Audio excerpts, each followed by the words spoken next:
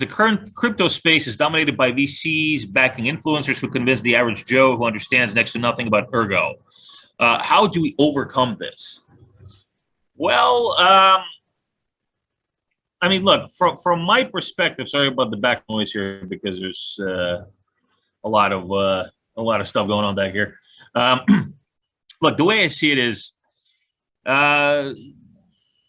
we overcome this by building. I mean, I know I sound like a broken record with this, but we overcome this by building. We overcome this by showing that our tech is better. Because if it's not a sustainable system, if this money is being pumped into an unsustainable system, it will bubble and it will pop. They always do. They always do. The same thing happened in the dot-com boom and the dot-com crash. The same thing's happening in the blockchain boom. They can pump all the money into it that they want, and they can pay off as many influencers as they want, and it will stick for a while. Yeah, okay, they will have a moonshot for a while, and a bunch of people are going to make billions of dollars. But in the end, we're still going to be here. We're still going to be building. We're still going to be growing, and all these guys are going to go away, and the new guys will come, and those guys will go away. It's a marathon. It's not like just the one match. So, I mean, to me, like I said, you overcome this by staying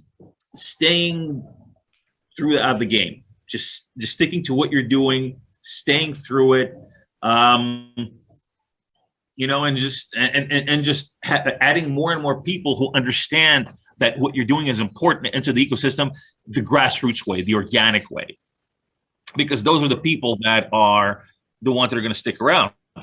Those are the people that are going to be they're going to be building in the ecosystem. It's the same thing as buying followers on Twitter, right? You can buy all these followers on Twitter and make your account look like huge. You got 100,000 followers, but like 70% of them are fake. Well, what is the point? They're not going to use your product. They're not going to support you as a community. They're just fake. They're fake bots, or they're fake accounts that nobody uses. It's the same concept here. Like I said, I mean, I just see it as a temporary thing. Money cannot buy you an organic community. You cannot copy communities.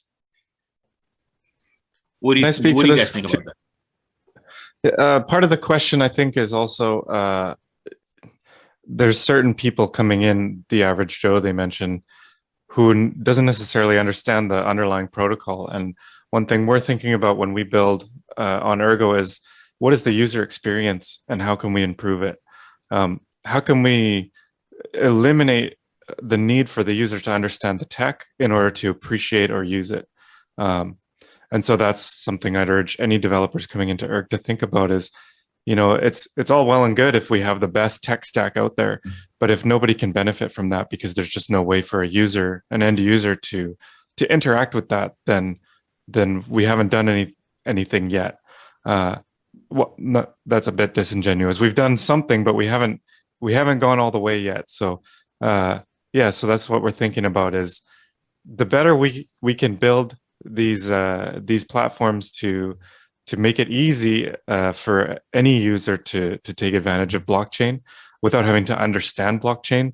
I think that'll help bridge the gap between people who just want to invest in something interesting and people who actually do understand the tech. So yeah, that's absolutely it, and that's what I always say. And Joe shares the sentiment, and I see that Marty shares the sentiment as well. To really be able to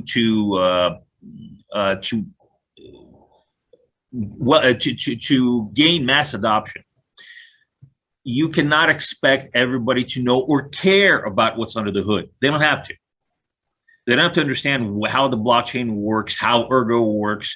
What are zero knowledge proofs? What how does Ergo script work? They don't need to know that.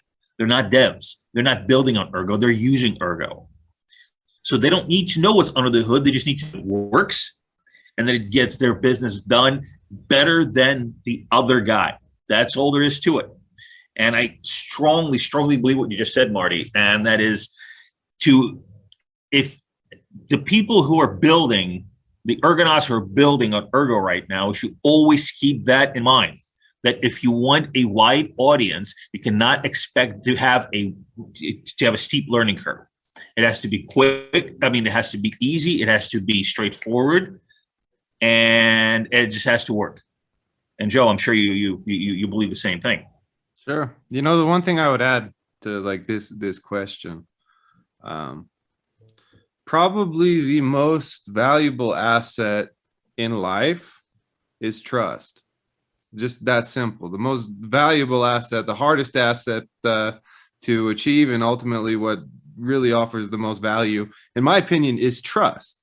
And so you can look at like the short-term benefit of having the, I don't know, sales pressure, gimmick pitch, YouTube marketing influencer push. But if you don't back that up, you're going to absolutely annihilate trust in your project.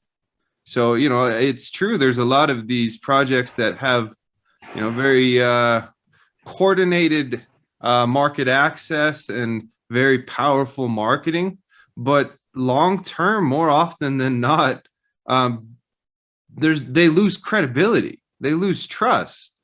You know, so one thing that you may notice in terms of Ergo is we don't go, you know, the foundation doesn't go around, you know, shilling or, you know, dancing and saying, you know, you have to buy us moon, da da da da da, because ultimately that undermines credibility long term. And so I think that the space as a whole, you know, so oftentimes there's a short-term duration and focus. And if, you know, you're only focused at least on the back end in the short term, you are going to disrupt trust. And once that is destroyed, you destroy your community. As simple as that. So I think that we always need to be sober, realistic, look at assumptions, look at risks, and understand what the challenges of the day are and communicate that, versus, you know, everything's fine, we're the greatest in the world, da da da da da, because when that blows up, the blowback of that is devastating. It's happened over and over and over again in the space. And then sometimes, and not just with the Luna thing. I mean, it happened over and over and over again, like you said. You know, it's just Luna is the latest one, but every single time there's a community behind it. There are people who are left in the dust behind this. You know, and this is something we really need to cleanse. And hopefully, as the whole blockchain space matures, there's going to be less and less and less of this, because, well, look, it's this kind of stuff is not just exclusive to the blockchain space. You know, I saw this. You have no idea how much of this I saw during the .com boom back in the late 90s. It was, you know, because the market was just booming, you know, and the internet was getting hot, and everybody who, you know, if you knew how to deal with the internet, literally, I mean, look, I got hired by McGraw-Hill when I was 19 or something like that, to do a full analysis of all their websites. This is 1998 or something like that. Okay, a 19-year-old with no college degree, just because he knew how websites worked. These guys hired me to do a full report on why they're not getting. So basically, SEO, what we call SEO today. This was like whatever 25 years ago. I did for McGraw-Hill, like literally out of high school. You know, but you know, and that's what happens. You know, these new technologies, you got this space that's really growing exponentially, and you have a lot of this stuff. You know, have a lot of what Joe was talking about.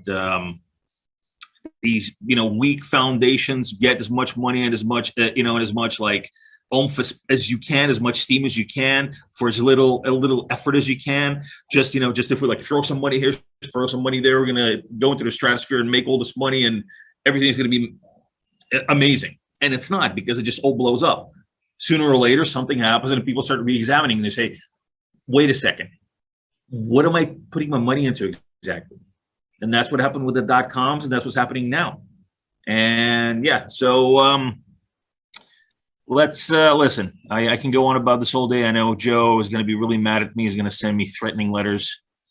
because he only looks kind. He only puts on this like really really kind face, but really he's like, Dad. He's a monster. Yes, just a monster. All right, let's go. I'm caught up on threatening letters. Yeah, threatening. You mentioned the 90s, and now you're talking about snail mail. He's gonna send me letters in the mail. Yeah, it's scarier that way. Yeah. Yeah, fair enough. It just arrives. It's like it's a letter. All excited to receive a letter in the mail. Yeah, do they still have that? The mail.